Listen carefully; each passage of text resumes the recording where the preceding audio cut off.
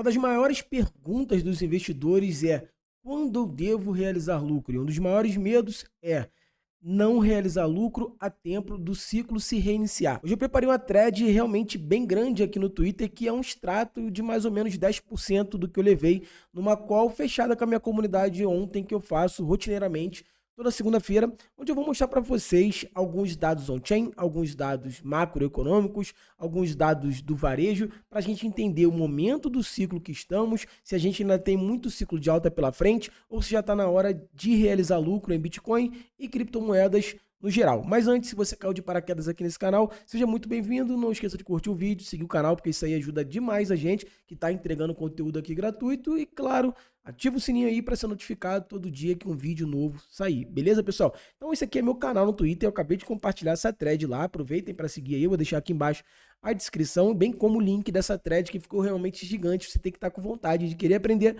para poder parar e ler essa thread aqui. Beleza, pessoal? Então eu vou começar aqui trazendo para vocês tudo que eu compartilhei lá meia hora atrás, mais ou menos.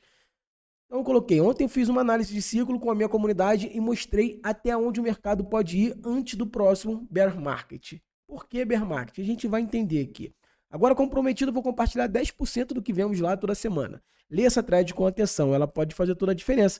Antes eu trouxe um disclaimer aqui, obviamente, né? Que vale lembrar, cada um deve tomar suas próprias decisões de investimento. O que eu vou compartilhar aqui é como eu baseio as minhas decisões. Então, pego os dados macroeconômicos, dados on-chain, diversos dados, e quando eles vão confluindo, eu vou fazendo as minhas observações e tomando as minhas posições, tá? Primeiro eu trouxe aqui para vocês o MVRV. Basicamente, esse indicador, ele mostra para a gente o quanto de lucro ou de prejuízo os investidores estão naquele determinado momento. Então, vocês podem perceber que toda vez que ele ultrapassa essa caixa aqui, ó, que está marcando o valor de 7, a gente tem um momento de euforia do mercado, né? Topos de mercado, que é quando os investidores estão realizando muito lucro. Por quê? O lucro dele quando ultrapassa aqui 7, uma métrica, né, que a gente está usando, historicamente, eles estão com muito lucro e está num ponto bom de realização. Então, todas as vezes que a gente viu esse MVRV marcando um indicador aqui, ó, acima de 7, a gente viu topo de ciclo, topo de ciclo,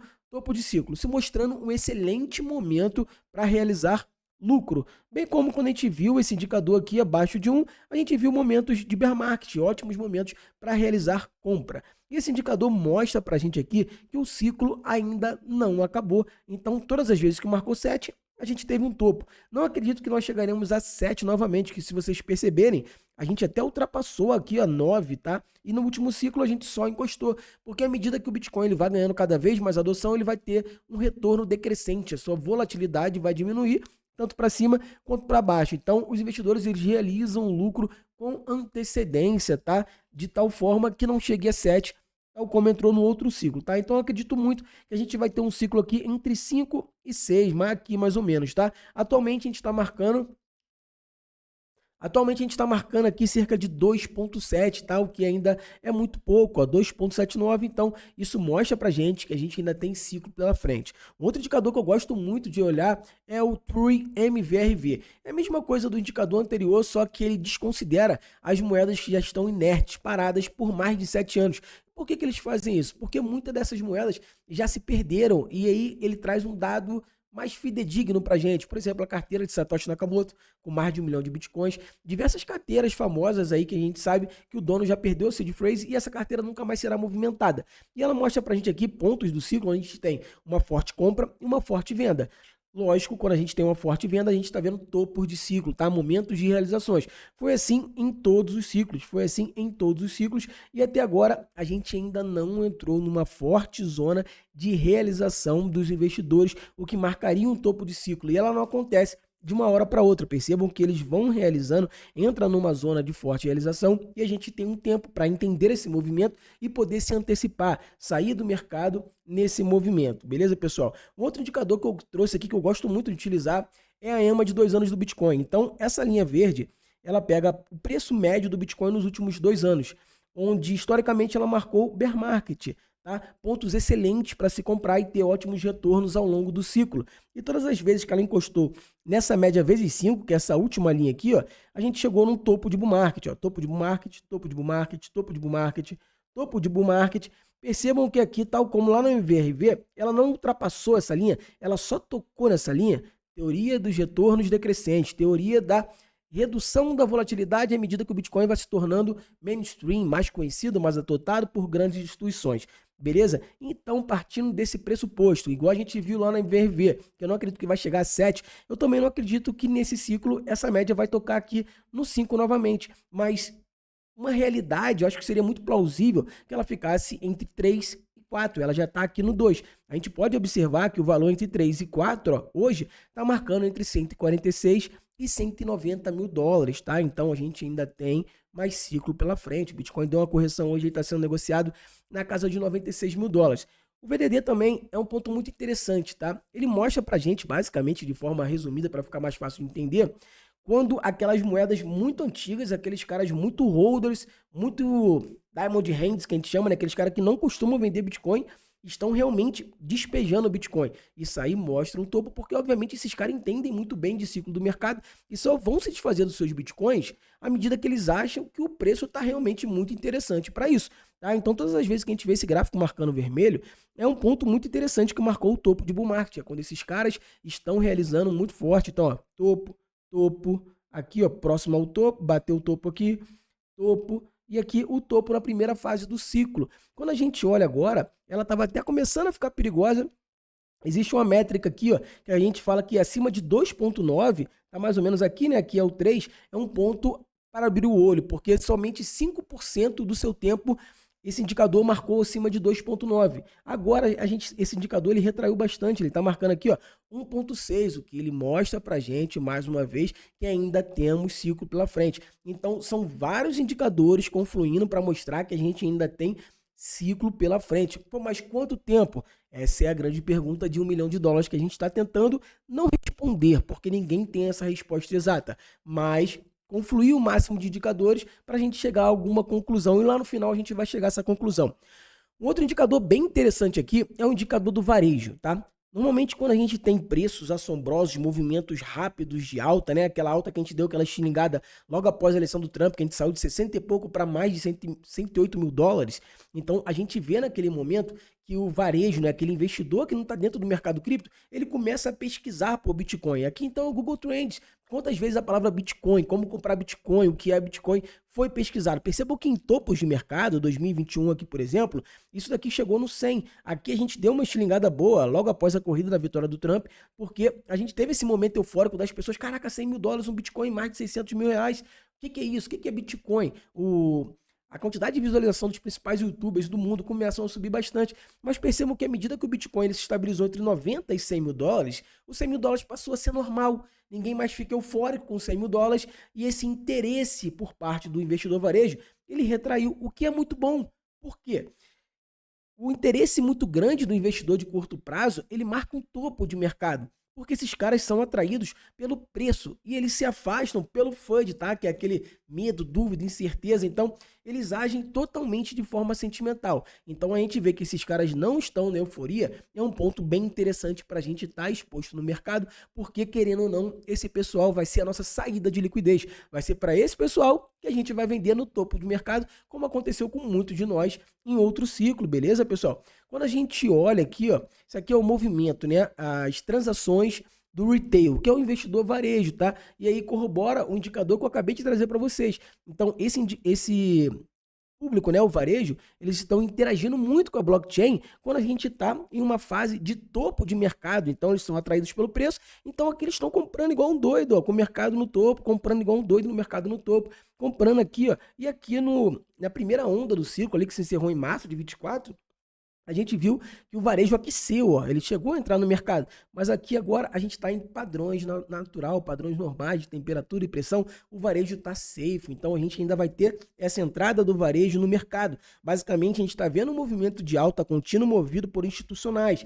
O varejo marca topo de mercado, beleza, pessoal? Aqui tem um ponto muito interessante, o Bitcoin ele tem uma teoria de funcionar 3-1. O que seria esse 3-1, tá? Seriam 3 anos de alta para 1 ano de baixa.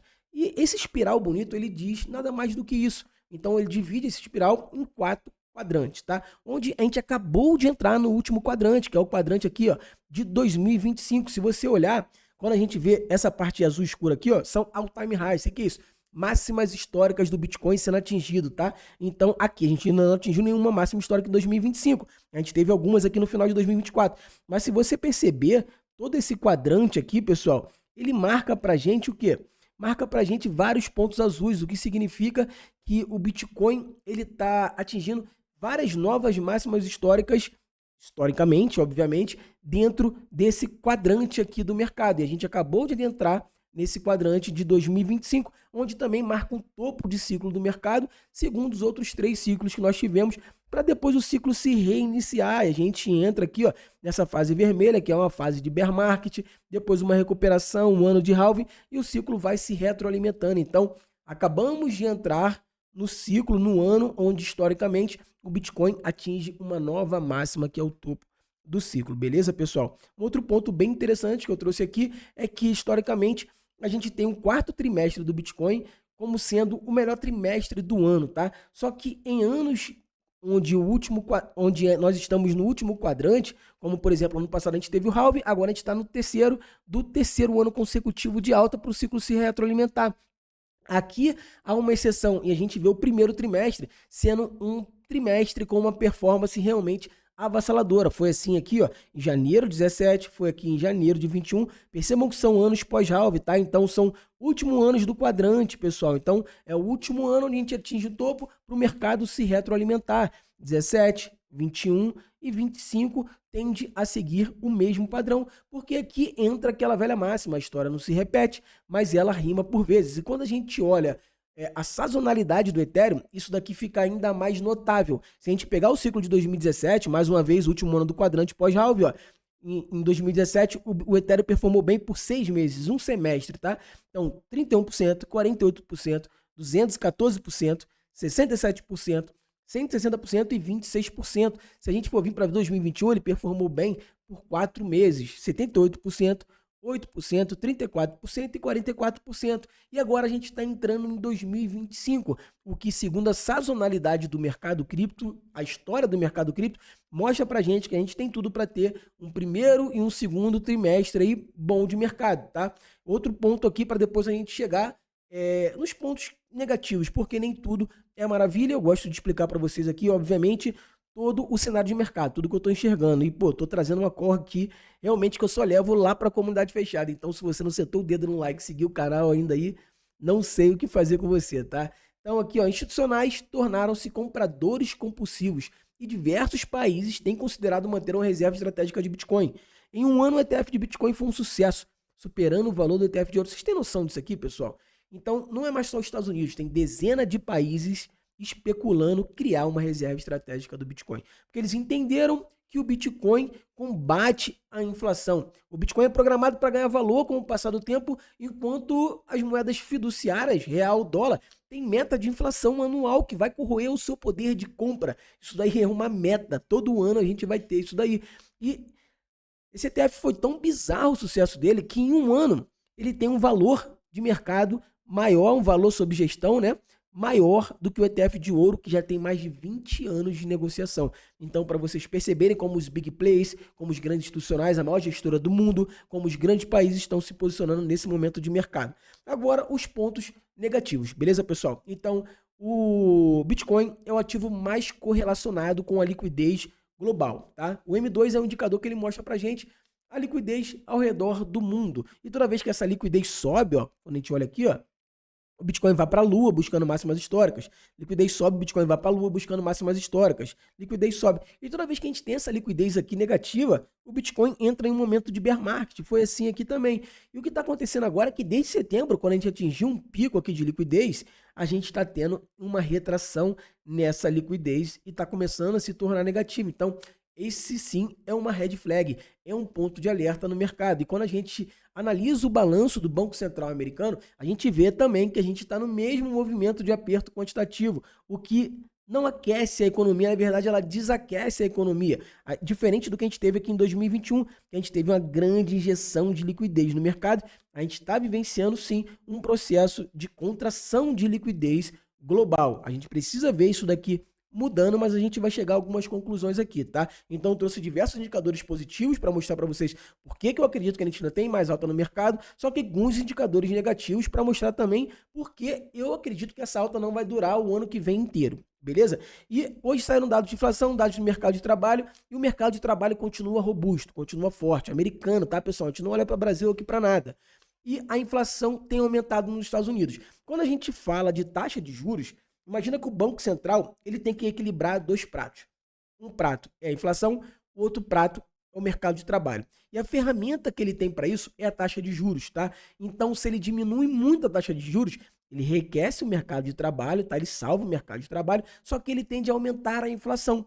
E como a inflação que está aumentando e o mercado de trabalho ele está bem, o que tende a acontecer é não haver mais corte na taxa de juros, como a gente estava esperando meses atrás, o que traria aquela liquidez que está posicionada no mercado tradicional, porque com juros mais baixos, o mercado tradicional, a renda fixa começa a pagar menos e essa liquidez vem para o mercado de renda variável, não está acontecendo, ou pelo menos não há perspectiva de acontecer, porque se o Fed agora abaixar os juros, a inflação que não está controlada, ela vai subir ainda mais. Ou pior, a gente pode até começar a vivenciar um cenário de aumento na taxa de juros. Mas Trump fez até um tweet aí falando que a inflação e os juros está muito alto nos Estados Unidos, que ele quer baixar os dois. Isso daí é muito bom. Se ele abaixar a taxa de juros de alguma forma, a gente tende a ver uma explosão no mercado. Mas nesse momento, a gente está vendo apenas um corte na taxa de juros para junho de 2025.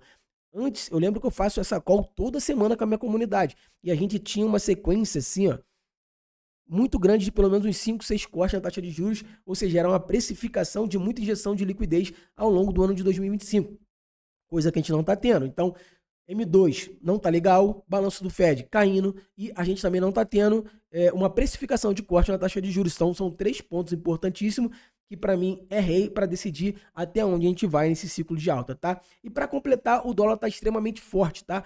O Bitcoin, ele se beneficia de um dólar fraco. Um dólar forte não é bom para o Bitcoin. Mas se a história se repetir aqui, ó, isso aqui aconteceu na última eleição do Trump. Então, após a eleição, né, o dólar disparou e depois o dólar começou a perder força. E é interessante para os Estados Unidos que o dólar perca força porque os Estados Unidos está com uma dívida de mais de 40 trilhões de dólares. Então, um dólar forte onera ainda mais a dívida que eles estão possuindo, tá, pessoal? Então, eu trouxe aqui uma conclusão, mas antes, curte esse vídeo aí, segue o canal para ajudar a gente a entregar esse conteúdo aí para cada vez mais gente. Vamos chegar a 3 mil seguidores aí, faltam 200 seguidores, tá? Eu trouxe aqui que os ciclos se repetem, mas macro é rei.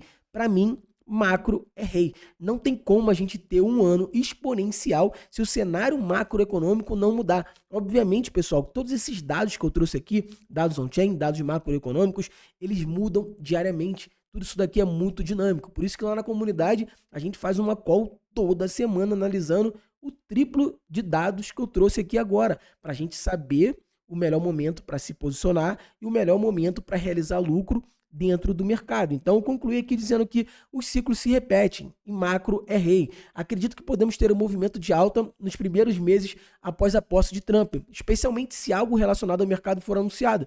Então, no primeiro dia da posse de Trump, a gente já tem a demissão de Gary Gensler, que é muito bullish para o mercado cripto, primeiro catalisador. E se Trump, nos primeiros dias, nos primeiros meses, começar a falar bastante de Bitcoin, a gente tende a ver uma explosão ligada a Trump, ligada a institucionais. Mas não acredito que essa explosão vai ser sustentável para levar o Bitcoin a atingir várias novas máximas históricas até novembro, dezembro, como foi os outros ciclos, né? Outubro, novembro, tá? Acredito num ciclo até o primeiro semestre, abril, maio desse ano, um ciclo muito explosivo após a posse de Trump, chegando até abril, maio. E aí eu tenho que reavaliar os dados macroeconômicos, os dados on-chain, para saber qual momento de mercado a gente está e para onde a gente está caminhando para tomar a decisão de realizar lucro ou de continuar no mercado. Quando a gente pega para ver os ciclos, eles são muito parecidos, tá? E para mim, o Bitcoin está caminhando muito com o ciclo aqui da era 2. Ó. Percebam aqui ó, o ciclo de vermelho, que é o de agora, com o de laranja, como eles estão extremamente parecidos. Se a gente chegar até aqui mais ou menos, a gente está falando de maio. E seguindo aquela teoria dos retornos cada vez menores, do preço do Bitcoin achando o seu preço real, da volatilidade diminuindo, não acredito que a gente tenha essa pernada mais eufórica até o final do ano. Mas a gente está falando do Bitcoin aqui sendo negociado, de acordo com aquela EMA de 2 anos, entre 140, 150 até 200 mil dólares. É um preço muito plausível, tá? Lembrando que os dados são dinâmicos e não estáticos. Portanto, a minha opinião é com base nos dados que eu tenho hoje. Amanhã tudo pode mudar. Por isso, irei manter essa thread ativa. Por isso, me sigam lá também. E aqui também vou estar sempre atualizando vocês, tá? Agora eu vou fazer 3 vídeos aqui por semana. Então, domingo e quinta-feira eu vou fazer vídeos sobre airdrops e terça-feira vídeos sobre ciclo de mercado. Lembrando que, se você gosta da minha maneira de avaliar o mercado, da maneira como eu trago airdrops, dos resultados que a minha comunidade está tendo, no dia 11 de fevereiro a gente vai fazer uma Masterclass aqui, de forma totalmente gratuita, onde após essa Masterclass, as vagas para a minha comunidade vão estar abertas, tá? Eu vou fazer um super bônus para os 20 primeiros, onde eles vão ganhar uma mentoria gratuita